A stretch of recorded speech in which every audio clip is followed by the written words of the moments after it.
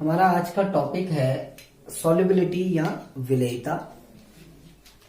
इससे पहले जो वीडियो थी उसमें हमने बात की थी कि विलयन कितने प्रकार के होते हैं। तो हमने देखा था कि पदार्थ की भौतिक अवस्था के आधार पर हमने 9 प्रकार के विलयनों के बारे में पढ़ा था कि 9 प्रकार के विलयन होते हैं। अब इन 9 प्रकार के विलयनों में से 3 प्रकार के विलयन बहुत अधिक महत्वपूर्ण होते हैं, जैसे ठोस का द्रव में विलयन, द्रव का द्रव में विलयन और गैस का द्रव में विलयन। तो हम इन 3 प्रकार के विलयनों में जो विलेय है उसकी विलेयता के बारे में पढ़ेंगे। तो सबसे पहले हम बात करते हैं कि सॉल्युबिलिटी होती क्या है, ये विलेयता है क्या चीज। तो विलेयता होती है कि निश्चित ताप पर किसी विलायक की निश्चित मात्रा में, निश्चित ताप पर विलायक की निश्चित मात्रा में घुलित विलेय का द्रव्यमान या विलेय की मात्रा, अर्थात यदि तापमान निश्चित है, यदि टेम्परेचर आपका कांस्टेंट है, तो एक निश्चित मात्रा के विलायक में कितना विलेय पदार्थ घुलता है। यदि निश्चित मात्रा के विलायक में विलेय ज्यादा घुलता है तो हम कहते हैं उसकी विलेयता ज्यादा होती है, और यदि विलेय कम घुलेगा तो हम कहेंगे उस पदार्थ की विलेयता कम होती है, क्योंकि भिन्न भिन्न पदार्थों की विलेयता भी भिन्न भिन्न होती है। कोई पदार्थ अधिक मात्रा में घुलता है और कोई पदार्थ कम मात्रा में घुलता है। तो विलेयता क्या है कि निश्चित ताप पर विलायक के निश्चित आयतन में घुलित विलेय का द्रव्यमान या विलेय की मात्रा, जितनी मात्रा में विलेय उसमें घुलेगा। अब हम अलग अलग प्रकार के विलयनों के संदर्भ में विलेयता के बारे में अध्ययन करेंगे। जैसे पहला हम पढ़ते हैं गैस की द्रव में विलेयता। गैस की द्रव में विलेयता पहला टॉपिक है हमारे, गैस की द्रव में विलेयता। अर्थात कि यदि कोई गैस किसी द्रव में घुली जाए तो उस गैस की विलेयता किसे कहते हैं, या उस गैस की विलेयता पर किन किन कारकों का प्रभाव पड़ता है। अब जो गैसें हैं वो सारी गैसें किसी विलायक में समान रूप से नहीं घुलती हैं।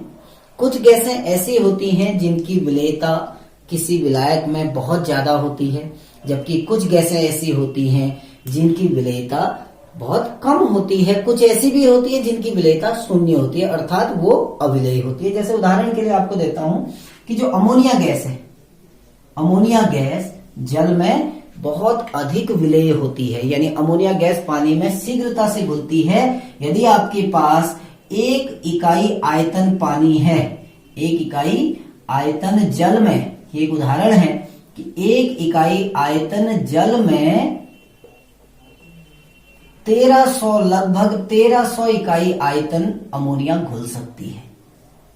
1300 इकाई आयतन NH3 घुलती है, अमोनिया जो है वो घुल जाती है। यानी अमोनिया की जल में विलेयता बहुत अधिक है। 1 इकाई जल है आपके पास, 1 इकाई कुछ भी हो सकता है, जैसे 1 लीटर, 1 मिलीलीटर, 1 मिलीलीटर जल है तो उसमें 1300 मिलीलीटर अमोनिया गैस घुल सकती है। दूसरा कि जो हीलियम गैस है उसकी विलेयता बहुत कम होती है। हम कहते हैं कि 1 इकाई पानी में या 1 इकाई आयतन अगर आपके पास जल है तो 1 इकाई आयतन जल में केवल 0.01 इकाई हीलियम गैस घुलती है, हीलियम घुलती है। तो हीलियम की विलेयता बहुत कम होती है। इसलिए हमने कहा कि भिन्न भिन्न गैसों की विलेयता भी भिन्न भिन्न होती है, और गैसों की विलेयता पर अनेक कारकों का प्रभाव पड़ता है। जैसे गैस की प्रकृति है, द्रव की प्रकृति है, ताप है, दाब है, ये बहुत सारे कारक जिनके बारे में हम अभी आगे पढ़ेंगे। ऐसे बहुत सारे फैक्टर होते हैं जो किसी गैस की द्रव में विलेयता को प्रभावित करते हैं। अब हम जब किसी गैस की द्रव में विलेयता को प्रदर्शित करते हैं तो उसे हम अवशोषण गुणांक नामक एक शब्द से प्रदर्शित करते हैं। अवशोषण गुणांक, अवशोषण गुणांक, एडजॉर्प्शन कोफिशिएंट कहते हैं। अल्फा से इसको प्रदर्शित किया जाता है। अब ये अवशोषण गुणांक होता क्या है? अवशोषण गुणांक क्या है? अवशोषण गुणांक होता है कि किसी गैस का एसटीपी पर वह आयतन, किसी गैस का एसटीपी पर वह आयतन जो निश्चित ताप और इकाई आंशिक दाब वाली गैस, दोबारा रिपीट कर दूं, अवशोषण गुणांक क्या है कि एसटीपी पर, एसटीपी हमने क्लास 11th में पढ़ा हुआ है, standard temperature and pressure, STP पर किसी गैस का वह आयतन जो निश्चित ताप पर एकांक आयतन वाले द्रव में घुलता है। अगर हम सामान्य से शब्दों में अगर इसको कहें तो हम कहेंगे कि यदि किसी गैस को किसी द्रव के संपर्क में रख दिया जाए, सपोज करो ये द्रव है और इस द्रव के संपर्क में हमने किसी गैस को रखा है, ये पात्र बंद है और इस बंद पात्र में किसी द्रव के संपर्क में हमने किसी गैस को रख दिया, टेम्परेचर कांस्टेंट है, कंडीशन आपकी एसटीपी की कंडीशन है, सामान्य जो स्टैंडर्ड टेम्परेचर और प्रेशर की कंडीशन पे किसी गैस को किसी द्रव के कांटेक्ट में रख दिया, इस गैस का जितना भी आयतन घट जाएगा वो कहलाएगा अवशोषण गुणांक, यानी किसी गैस का घटा हुआ आयतन। आयतन क्यों घट रहा है? क्योंकि गैस धीरे धीरे द्रव में विलीन हो रही है या घुल रही है, तो हम कहते हैं कि एसटीपी पर निश्चित ताप पर किसी गैस का वह आयतन जो एकांक आयतन वाले द्रव में घुलता है उसको कहा जाता है अवशोषण गुणांक, और अवशोषण गुणांक द्वारा ही किसी गैस की द्रव में विलेयता को प्रदर्शित किया जाता है। ठीक, तो अवशोषण गुणांक है क्या कि एसटीपी पर किसी गैस का वह आयतन, या हम कह सकते हैं कि एसटीपी पर किसी गैस का वह घटा हुआ आयतन जो एकांक आयतन वाले द्रव के संपर्क में रखने पर घटता है, उसे कहा जाता है अवशोषण गुणांक। कंडीशन क्या होनी चाहिए? टेम्परेचर कांस्टेंट होना चाहिए और प्रेशर भी कितना, जो उसका आंशिक दाब है वो होना चाहिए 1 वायुमंडल दाब।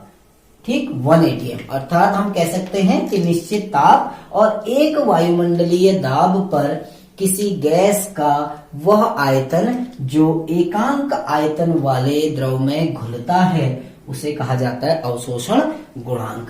माना हम मान के चलते हैं कि हमारे पास कोई V आयतन की गैस है, या हम कह सकते हैं कि माना निश्चित ताप पर V आयतन में P आंशिक दाब पर V0 गैस घुली हो। ठीक है ना, ये जो V है कैपिटल V हम मान के चलते हैं, माना, ठीक है ना, हम अवशोषण गुणांक को डिफाइन कर रहे हैं कि अवशोषण गुणांक क्या है। हम कह रहे हैं माना निश्चित ताप पर V आयतन में, माना निश्चित ताप पर V आयतन में P आंशिक दाब पर, यानी उस गैस का आंशिक दाब क्या है? P आंशिक दाब पर V0 गैस घुली हो। ठीक, यानी हमने किसी गैस को द्रव के संपर्क में रखा है, ठीक है, और द्रव पूरे विलयन का आयतन कितना है? द्रव का आयतन V आयतन है और गैस का दाब कितना है? P है आंशिक दाब, और कितनी गैस घुल रही है? V0। तो हम कहते हैं अल्फा इज इक्वल टू जो गैस घुली है V0 अपॉन PV।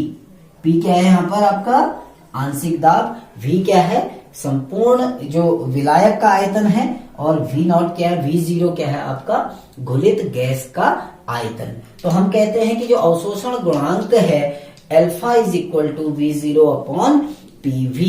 तो ये अवशोषण गुणांक को निकालने का एक फॉर्मूला है कि alpha is equal to V0 upon PV। V0 क्या है? गैस का, घुलित गैस का आयतन। V क्या है? विलायक का आयतन, और P क्या हो गया? गैस का आंशिक दाब। तो ये हमने पढ़ा कि किसी गैस की द्रव में विलेयता को अवशोषण गुणांक द्वारा प्रदर्शित किया जाता है। ठीक, अवशोषण गुणांक क्या होता है उसको हम डिफाइन कर चुके हैं। अब हम पढ़ेंगे कि गैस की द्रव में विलेयता को प्रभावित करने वाले कारक। ये बहुत मोस्ट इंपोर्टेंट टॉपिक है, इसमें हिंदी का नियम अभी आएगा। गैस की द्रव में विलेयता को प्रभावित करने वाले कारक, कि कौन कौन से ऐसे कारक हैं प्रभावित करने वाले कारक। ऐसे कौन कौन से कारक हैं जो किसी गैस की द्रव में विलेयता को प्रभावित करते हैं। तो इसमें सबसे पहले आता है गैस की प्रकृति। नंबर पहला जो कारक गैस की द्रव में विलेयता को प्रभावित करता है वो होता है गैस की प्रकृति, नेचर ऑफ गैस, कि उस गैस की प्रकृति कैसी है। अब गैस की प्रकृति से हम क्या समझे? हमने कक्षा 11 में लिक्विफिकेशन ऑफ गैसेस पढ़ा था, यानी गैसों का द्रवीकरण हमने पढ़ा था कि कुछ गैसें ऐसी होती हैं जो आसानी से द्रवित हो जाती हैं, जबकि कुछ गैसें ऐसी होती हैं जो आसानी से द्रवित नहीं होती हैं।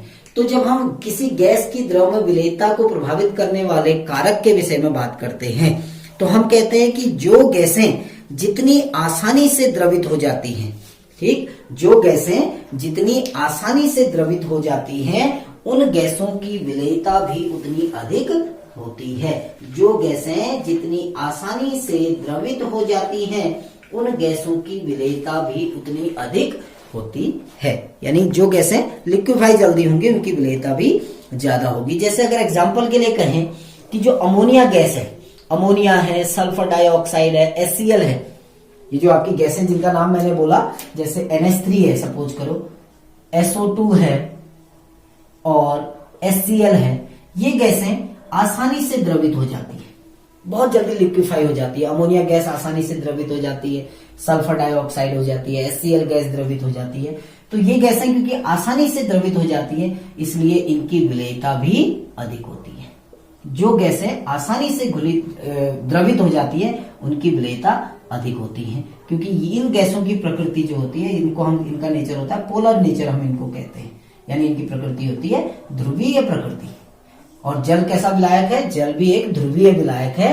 तो ये जो 3 गैसें हमने लिखी हैं, अमोनिया, सल्फर डाइऑक्साइड और HCl, क्योंकि ये गैसें आसानी से द्रवित हो जाती हैं और जब आसानी से द्रवित हो जाती हैं तो इनकी विलेयता अधिक होती है। इसके अतिरिक्त अगर हम बात करें कार्बन डाइऑक्साइड गैस CO2, तो कार्बन डाइऑक्साइड गैस आसानी से द्रवित नहीं होती है तो इसकी विलेयता भी कम होती है। जो कार्बन डाइऑक्साइड गैस है ये आसानी से द्रवित नहीं होती हैं तो इनकी विलेयता भी कम। इसके अतिरिक्त जो होमो एटॉमिक गैसेस होती हैं, होमो एटॉमिक गैसेस जैसे H2, N2, O2, ये गैसें द्रवित बहुत मुश्किल से द्रवित होती है, कुछ तो द्रवित होती नहीं है। तो जब ये गैसें आसानी से द्रवित होती नहीं है तो इनकी विलेयता सबसे कम होती है, यानी हम कह सकते हैं कि सबसे कम विलेय होती है। विलेयता हम किस में कह रहे हैं? जल में। हमने विलायक के रूप में जल का प्रयोग किया है क्योंकि जल सार्वत्रिक विलायक होता है। तो कहने का तात्पर्य है किसी गैस की प्रकृति से मतलब क्या है कि गैस किस प्रकृति की है, वो उसका नेचर पोलर है या नॉन पोलर नेचर है, वो ध्रुवीय है या अध्रुवीय है। तो जो गैसें आसानी से द्रवित हो जाती है, लिक्विफाई हो जाती हैं, वो जो गैसें आसानी से द्रवित होती है उनकी विलेयता अधिक होती है क्योंकि उनकी प्रकृति पोलर नेचर होता है, यानी उनकी प्रकृति कैसी होती है? ध्रुवीय। और जल भी कैसा है? ध्रुवीय। तो विलेयता का एक कॉन्सेप्ट है, अभी आगे हम पढ़ेंगे कि समान समान को घोलता है। कक्षा 11 में भी बात की थी कि लाइक डिसॉल्व लाइक, यदि दोनों विलेय और विलायक की प्रकृति समान है तो वो विलेय उस विलायक में घुल जाएगा। यदि दोनों की प्रकृति असमान है, जैसे हम कह दें कि जो विलेय है उसका नेचर पोलर है और जो विलायक है वो नॉन पोलर है, तो वो डिसॉल्व नहीं होगा। यदि दोनों की प्रकृति समान है तो वो एक दूसरे में आसानी से विलीन हो सकते हैं। जैसे ये 3 गैसें, इनकी प्रकृति ध्रुवीय है, ये जल में आसानी से घुल जाती है क्योंकि जल की प्रकृति भी कैसी होती है? ध्रुवीय होती है। दूसरा हमने कहा कार्बन डाइऑक्साइड गैस जो आसानी से द्रवित नहीं होती है, उसकी विलेयता कम होती है। ऐसे ही जो हाइड्रोजन, नाइट्रोजन, ऑक्सीजन गैसें हैं, इनकी विलेयता बहुत कम होती है क्योंकि ये गैसें बहुत मुश्किल से द्रवित होती हैं, यानी इनकी जो द्रवित होने की प्रकृति होती है वो बहुत कम होती है। अब हम नेक्स्ट जो कारक है उसकी तरफ जाते हैं कि ताप का प्रभाव। ये तो था हमारा गैस की प्रकृति की, उस गैस की प्रकृति क्या है। अब हम अपने दूसरे कारक की ओर जाते हैं, ताप का प्रभाव। अब ताप का प्रभाव क्या होता है? सामान्यतया जो गैस, यदि कोई गैस द्रव में घुलती है, किसी गैस का द्रव में घुलना जो प्रक्रम है वो सामान्यतया ऊष्माक्षेपी प्रक्रम होता है, एक्सोथर्मिक प्रोसेस है। ये कैसा प्रक्रम है? एक्सोथर्मिक प्रोसेस है, यानी इस प्रक्रम के दौरान ऊष्मा बाहर निकलती है। जब किसी भी गैस को, आपके पास कोई गैस है, उसको आप किसी द्रव में घोल रहे हो, तो आपका विलयन तैयार होगा, एक सॉल्यूशन बनेगा, और सॉल्यूशन के दौरान आपकी एनर्जी बाहर निकलेगी, इसलिए -V, इसको मैंने लिख दिया E, एनर्जी को मैं E से शो कर रहा हूं। तो किसी भी गैस, कोई भी गैस जब किसी द्रव में घुलती है तो हमारा जो प्रक्रम होता है वो सामान्यतया कैसा होता है, ऊष्माक्षेपी प्रक्रम होता है। और ला सातिल्य का नियम कहता है, हमने कक्षा 11 में बात की है, ला सातिल्य का नियम कहता है कि यदि कोई ऊष्माक्षेपी प्रक्रम है और हम उस प्रक्रम में ताप बढ़ा रहे हैं तो साम्य कहां को विस्थापित हो जाएगा, पश्चिम दिशा में। अर्थात ऊष्माक्षेपी प्रक्रमों में ताप बढ़ाने पर साम्य कहां की ओर विस्थापित होता है, पश्चिम दिशा में। अर्थात विलयन बनेगा नहीं बल्कि उसका विघटन शुरू हो जाएगा। तो जो गैसों की द्रव में विलेयता है उसमें ताप हमेशा क्या रखना चाहिए, कम। यदि किसी गैस को द्रव में विलीन करना है तो टेम्परेचर हमें क्या रखना होगा, कम, क्योंकि ताप बढ़ाने पर साम्य विपरीत दिशा में आ जाएगा, अर्थात उसकी विलेयता घटने लगेगी। ठीक। तीसरा जो महत्वपूर्ण कारक है जिसको हम कहते हैं दाब का प्रभाव, इफेक्ट ऑफ प्रेशर, दाब का प्रभाव। अब दाब का प्रभाव सबसे अधिक देखा जाता है, क्यों? क्योंकि हमने छोटे क्लासों में बात की है कि गैस के कण हमेशा एक दूसरे से दूर दूर होते हैं, अर्थात गैसों को संपीड़ित किया जा सकता है, दबाया जा सकता है। जब हम दाब का प्रभाव पढ़ते हैं तो वहां पर एक नियम आता है जो एग्जाम में पूछा जाता है, उसे कहते हैं हेनरी का नियम, हेनरी लॉ। हमने कक्षा 11 में भी थोड़ा इसके बारे में डिस्कस किया है, हेनरी का नियम। अब हेनरी का नियम क्या है? हेनरी का नियम ये कहता है कि किसी गैस की द्रव में विलेयता पर दाब का प्रभाव बहुत अधिक होता है, और उस दाब के प्रभाव को प्रदर्शित करने के लिए ही हेनरी द्वारा एक नियम का प्रतिपादन किया गया सन 1803 में। अब हेनरी का नियम ये कहता है कि साम्यावस्था पर, या हम कहते हैं यदि कोई गैस विलयन बनाने की प्रक्रिया में, यदि कोई गैस विलयन बनाने की प्रक्रिया में रासायनिक रूप से अपरिवर्तित रहती है, अर्थात वो रासायनिक रूप से क्रिया ना करे, यदि कोई गैस विलयन बनाने की प्रक्रिया में रासायनिक रूप से अपरिवर्तित रहती है तो स्थिर ताप पर द्रव के एक निश्चित आयतन में घुलित, तो निश्चित ताप पर द्रव के एक निश्चित आयतन में घुलित उस गैस का द्रव्यमान विलयन के साथ साम्यावस्था में स्थित गैस के दाब के समानुपाती होता है। अर्थात हम कहते हैं किसी गैस को यदि द्रव में विलीन करना है तो हम अगर दाब बढ़ा दें, दाब बढ़ाने पर उस गैस की द्रव में विलेयता बढ़ जाती है। अब कैसे बढ़ती है ये समझिए आप। ये हमारा कोई द्रव है, ठीक, इस द्रव के संपर्क में हमने किसी गैस को रखा है, मैं गैस के अणु को डॉट द्वारा प्रदर्शित कर रहा हूं, ये कोई गैस के कण है। अब होता क्या है, ऊपर से हमने एक दाब लगाने के लिए एक यंत्र लगाया जिसको पिस्टन कहा गया, एक पिस्टन लगा दिया हमने। अभी पिस्टन फ्री है तो गैस के अणु दूर दूर है, गैस के अणु दूर दूर है, तो गैस के अणुओं की द्रव में घुलने की जो गति है वो कम है, क्योंकि गैस के अणु एक दूसरे से दूर दूर हैं। जब हम दाब लगा देते हैं, एक बाह्य दाब लगा देते हैं, एक्सटर्नल प्रेशर लगाते हैं, तो क्या होगा, गैस के कण जो अभी तक दूर दूर थे अब वो एक दूसरे के निकट आने लगेंगे, और जब गैस के कण एक दूसरे के निकट आएंगे तो क्या होगा, द्रव के पृष्ठ पर उस गैस की सांद्रता बढ़ जाएगी। द्रव के पृष्ठ पर उस गैस की सांद्रता बढ़ गई। पहले गैस के कण दूर दूर थे, अब एक दूसरे के निकट आ गए, तो इस द्रव के पृष्ठ पर गैस के कणों की सांद्रता बढ़ गई, और जब गैस के कणों की सांद्रता बढ़ेगी तो उस गैस के उस द्रव में विलीन होने की प्रक्रिया भी बढ़ जाएगी, यानी उस गैस का द्रव में घुलने का जो घुलने की दर है वो भी बढ़ जाएगी। तो इसको हेनरी द्वारा प्रदर्शित किया गया था। हेनरी का नियम क्या था कि यदि कोई गैस विलयन बनाने की प्रक्रिया में, अर्थात किसी गैस, कोई गैस द्रव के साथ विलयन बना रही है और वो रासायनिक रूप से अपरिवर्तित रह रही है, अर्थात कोई रासायनिक क्रिया नहीं हो रही, ठीक है ना। तो यह कहते हैं कि यदि कोई गैस विलयन बनाने की प्रक्रिया में रासायनिक रूप से अपरिवर्तित रहती है तो स्थिर ताप पर द्रव के एक निश्चित आयतन में घुलित उस गैस का द्रव्यमान विलयन के साथ साम्यावस्था में स्थित गैस के दाब पर निर्भर करता है। हम दाब बढ़ा रहे हैं, विलेयता बढ़ जा रही है, दाब घटाएंगे तो विलेयता घट जाएगी। तो हेनरी के नियम को हम कहते हैं, ये कहता है कि किसी गैस का घुलित द्रव्यमान, माना कोई गैस का द्रव्यमान, घुलित द्रव्यमान कितना है m, घुलित गैस का द्रव्यमान उस गैस के दाब के समानुपाती होता है, m proportional to p। m क्या है? गैस का द्रव्यमान, और p क्या है? दाब। अब जब हम ये प्रोपोर्शनल का साइन हटाते हैं तो हम क्या कह देंगे? m is equal to k into P. तो एक कांस्टेंट लग जाता है जिसको kh कहा जाता है, h हेनरी के लिए प्रयोग किया जाता है, तो इस kh को कहा जाता है हेनरी नियतांक। अब हम कह रहे हैं यदि, अब क्योंकि m ग्राम घुल रहा है, सपोज करो गैस का कितना द्रव्यमान घुल रहा है? m। तो जो द्रव्यमान गैस का घुलेगा वो क्या है? उसकी विलेयता या उसकी सांद्रता को। तो हम कहेंगे यदि गैस की विलेयता को मोल अंश के रूप में व्यक्त किया जाए, यदि गैस की विलेयता को मोल अंश के रूप में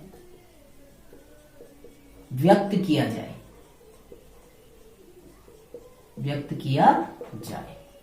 तो क्या होगा?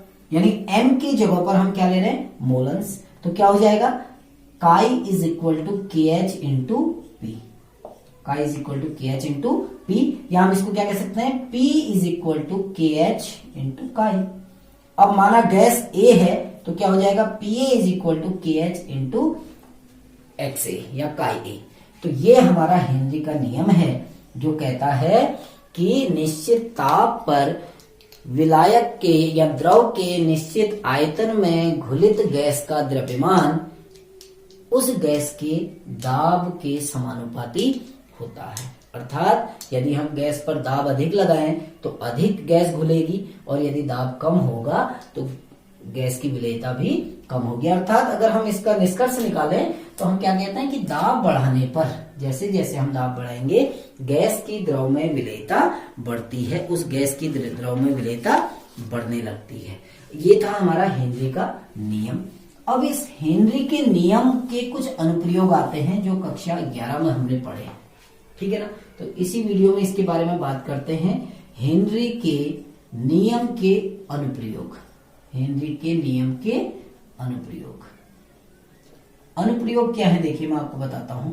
अनुप्रयोग इसी पर आधारित है कि दाब बढ़ाने पर गैस की द्रव में विलेयता बढ़ती है। अब होता क्या है, देखिए जो पहला अनुप्रयोग तो क्या है कि जो समुद्री गोताखोर होते हैं, ठीक है ना, जो समुद्री गोताखोर होते हैं वो सामान्य ऑक्सीजन गैस का सिलेंडर लेके नहीं जाते हैं। अब क्या होगा, देखिए मैं आपको बताता हूं, एक छोटा डायग्राम के माध्यम से समझाने की कोशिश कर रहा हूं। ये समुद्र का तल है, हम मान के चल रहे हैं। अभी कोई व्यक्ति इस पोजीशन पर है, ठीक, तो यहां पर क्या होगा? ऑक्सीजन गैस उसके रक्त में घुल रही है, ठीक, क्योंकि ऑक्सीजन गैस सामान्य ताप पर और सामान्य दाब पर हमारे रक्त में विलेय होती है, ठीक। अब दूसरी गैस क्या है वायु में? नाइट्रोजन अविलेय होती है। आप ये समझना कि नाइट्रोजन गैस क्या है? अविलेय है, और ऑक्सीजन गैस क्या है? विलेय है। अब जब हमने वायु को इकट्ठा करके किसी सिलेंडर में कंप्रेस करके बंद कर दिया, और हम उस ऑक्सीजन जो वायु का जो सिलेंडर है वो इस गोताखोर को दे रहे हैं, समुद्री गोताखोर को। अब ये गोताखोर समुद्र में गहराई में चला गया। अब जब गहराई में जाएगा तो ऑक्सीजन गैस पहले भी विलेय थी। अब ये हमें पता है कि जब हम गहराई में जाते हैं तो दाब क्या होता है? बढ़ जाता है, प्रेशर इंक्रीज हो जाता है। जैसे जैसे गहराई में जाएंगे वैसे वैसे दाब बढ़ेगा। अब ये व्यक्ति गहराई में चला गया, समुद्र के नीचे चले गया, तो गहराई बढ़ी तो दाब बढ़ गया, यानी समुद्र के नीचे क्या होगा? दाब अधिक होगा। अब दाब बढ़ा, ऑक्सीजन गैस सामान्य दाब पर भी विलेय थी और अधिक दाब पर भी वो विलेय होगी, ज्यादा विलेय होगी, तो कोई फर्क नहीं पड़ा, पहले भी विलेय थी अब भी विलेय है। लेकिन नाइट्रोजन गैस सामान्य दाब पर अविलेय थी, लेकिन जैसे जैसे गहराई में जाएंगे तो हेनरी का नियम क्या कहता है कि जैसे जैसे दाब बढ़ता है वो गैस की विलेयता बढ़ती है। सामान्य दाब पर ये नाइट्रोजन गैस हमारे रक्त में अविलेयी थी, लेकिन क्योंकि समुद्र के नीचे जब गहराई में गए तो क्या बढ़ गया, दाब बढ़ा। दाब बढ़ने से जो नाइट्रोजन गैस अभी तक अविलेयी थी वो विलेय हो गई। ठीक, अब यदि समुद्र के नीचे रहना है तो ठीक है, लेकिन आदमी समुद्र के नीचे से कभी तो वापस आएगा ऊपर। तो गोताखोर जब दोबारा ऊपर की ओर आता है, अभी तो वो नीचे था, अब जब ऊपर आएगा दोबारा से दाब क्या हो जाएगा, घट जाएगा, दाब घटेगा। नीचे जाने पर दाब बढ़ता है, ऊपर को जब आएगा तो दाब घटेगा। और नीचे ये नाइट्रोजन गैस घुल चुकी थी हमारे रक्त में घुल चुकी, ऑक्सीजन भी घुली, लेकिन ऑक्सीजन का तो प्रयोग हो गया हमारे रक्त में। उपापचयी प्रक्रियाएं जो होती हैं, उस उपापचयी प्रक्रियाओं में इस ऑक्सीजन का प्रयोग हो गया, लेकिन नाइट्रोजन का कोई उपयोग नहीं होता है शरीर में। गहराई में जाने पर हमारे रक्त में घुल गई, लेकिन जैसे ही व्यक्ति ऊपर आएगा दाब घटेगा, तो इस नाइट्रोजन गैस की रक्त में विलेयता घट जाएगी। और ये नाइट्रोजन गैस क्या होती है, बुलबुलों के रूप में हमारे रक्त से कहाँ आती है, बाहर आती है। इस स्थिति को कहा जाता है बैंड्स। इस कंडीशन को कहा जाता है बैंड्स, जिसमें बहुत ही असहनीय दर्द होता है, इतना बहुत ज्यादा पेन होता है। क्यों? क्योंकि एयर ब्लॉकेज आ जाते हैं हमारे नसों के सहारे से। वो जो नाइट्रोजन थी जो नीचे जाने पर घुल गई थी, जैसे ही ऊपर आएगा दाब घटेगा। तो अभी तक तो दाब अधिक था तो घुली हुई थी, जैसे ही दाब घटेगा विलेयता भी घट जाएगी, और विलेयता घटेगी तो वो नाइट्रोजन गैस बुलबुलों के रूप में बाहर आती है, जिससे असहनीय पीड़ा होती है। और इस कंडीशन को हम क्या नाम देते हैं, बैंड्स। तो ये तो पहला अनुप्रयोग था हेनरी के नियम का। अब हम दूसरा अनुप्रयोग इसका पढ़ते हैं। दूसरा अनुप्रयोग क्या कहते हैं, जो रॉक क्लाइंबर होते हैं, जो पर्वतों में चढ़ते हैं, वो लोग क्या करते हैं, अपने साथ ऑक्सीजन का सिलेंडर ले जाते हैं। क्यों ले जाते हैं? अब देखिए, ध्यान रखिए, अभी ये नीचे था तो जब गहराई थी तो क्या था, दाब अधिक। आदमी अभी पृथ्वी की यानी हमारे सरफेस पे है, अर्थ सरफेस पे, तो दाब अधिक है। जैसे जैसे ऊंचाई में जाएगा दाब घटेगा, ऊंचाई में जाने पर दाब घटेगा, और जैसे जैसे गहराई में जाएगा तो दाब बढ़ेगा। तो अभी नीचे था तो दाब अधिक था, जैसे जैसे व्यक्ति ऊपर जाएगा दाब घटेगा। अब जब आदमी ऊपर, रॉक क्लाइंबर ऊपर की ओर जाते हैं तो वहां क्या हो जाता है, प्रेशर कम हो जाता है। तो वहां जो ऑक्सीजन गैस है वो हमारे रक्त में नहीं घुल पाती है, पर्याप्त मात्रा में ऑक्सीजन नहीं घुलती है। क्यों? क्योंकि ऑक्सीजन की विलेयता पर किसका प्रभाव पड़ता है, दाब का। दाब घट रहा है तो ऑक्सीजन की विलेयता हमारे रक्त में घट जाएगी। तो ऐसी स्थितियों से बचने के लिए वो क्या करते हैं, एक आपका ऑक्सीजन का सिलेंडर ले जाते हैं, जिससे ऑक्सीजन की मात्रा पर्याप्त बनी रहे। ये जो ऑक्सीजन की कमी हो जाती है इसको एनॉक्सिया कहा जाता है। ऐसे ही जो कोल्ड ड्रिंक की बॉटल्स होती है, तीसरा अनुप्रयोग बता रहा हूं, कोल्ड ड्रिंक्स की बोतल में कार्बन डाइऑक्साइड गैस भरी रहती है, लेकिन कार्बन डाइऑक्साइड गैस सामान्य दाब पर जल में बहुत कम घुलती है। तो कार्बन डाइऑक्साइड को ज्यादा घोलने के लिए बोतलों को हाई प्रेशर पे क्लोज किया जाता है, यानी बोतल को जब बंद किया जाता है तो उच्च दाब पर बंद किया जाता है। इसलिए जब हम कोल्ड ड्रिंक की बोतल को खोलते हैं तो दाब घटने के कारण वो कार्बन डाइऑक्साइड कहाँ निकल जाती है, बाहर निकल जाती है। तो ये तो थे आपके हेनरी के नियम के अनुप्रयोग कुछ। अब कुछ हेनरी के नियम की सीमाएं भी हैं, यानी हेनरी के नियम की सीमाएं, लिमिटेशन भी है कि किन स्थितियों में ये हेनरी का नियम काम करता है। तो हेनरी के नियम की सीमाएं, अब इनकी लिमिटेशन क्या है, जो हेनरी का नियम है उसकी सीमाएं क्या है। अब सबसे पहली इसकी सीमा तो यह है कि जो हेनरी का नियम होता है ये केवल आदर्श गैसों के लिए मान्य होता है। आदर्श गैसों, अभी हम आगे पढ़ेंगे आदर्श और अनादर्श गैसें क्या होती हैं। तो पहला तो इसका जो सीमा है वो यही है कि ये केवल आदर्श गैसों के लिए ही मान्य है, और आदर्श स्थितियों में, यानी जब दाब क्या हो, कम, और ताप क्या हो, अधिक। दाब कम होगा तभी ये नियम लागू होगा, यदि दाब ऑलरेडी बहुत ज्यादा उच्च है तो वहां पर हेनरी का नियम लागू नहीं हो सकता। दूसरा इसकी सीमा यह है कि हेनरी का नियम उन गैसों पर ही लागू होता है, केवल उन गैसों पर लागू होगा जो विलायक के साथ क्रिया ना करें। यदि ये कोई गैस है तो इस गैस को जो विलायक है बी के साथ, इसके साथ कोई भी रिएक्शन नहीं करनी चाहिए। यदि कोई गैस विलायक के साथ अभिक्रिया कर जाती है तो वहां पर हेनरी का नियम लागू नहीं होगा। जैसे अमोनिया गैस पर लागू नहीं किया जा सकता इस नियम को। जैसे हमारे पास माना अमोनिया गैस है, इस अमोनिया गैस को हम जल में घोल रहे हैं, अमोनिया गैस को हमने जल में घोल रहे हैं, तो यहाँ पर हेनरी का नियम लागू नहीं होगा, अर्थात दाब बढ़ाने पर विलेयता में वृद्धि नहीं होगी। क्यों? क्योंकि अमोनिया गैस जल से क्रिया करके अमोनियम हाइड्रोक्साइड बना देती है, रासायनिक अभिक्रिया होगी। इसीलिए हमने स्टार्टिंग में ही कहा था कि यदि कोई गैस विलयन बनाने की प्रक्रिया में रासायनिक रूप से अपरिवर्तित रहती है, शुरू में कह दिया था जब हेनरी का नियम पढ़ा था कि गैस को उस विलायक के साथ अभिक्रिया नहीं करनी चाहिए। यदि कोई गैस विलायक के साथ क्रिया करती है तो वहां पर हेनरी का नियम लागू नहीं होता है। तीसरा जो इसकी सीमा है, थर्ड जो लिमिटेशन है, वो ये है कि जो गैस है उस गैस को विलायक में घोलने पर उस गैस के कणों का न तो विघटन होना चाहिए और न ही संयोजन होना चाहिए।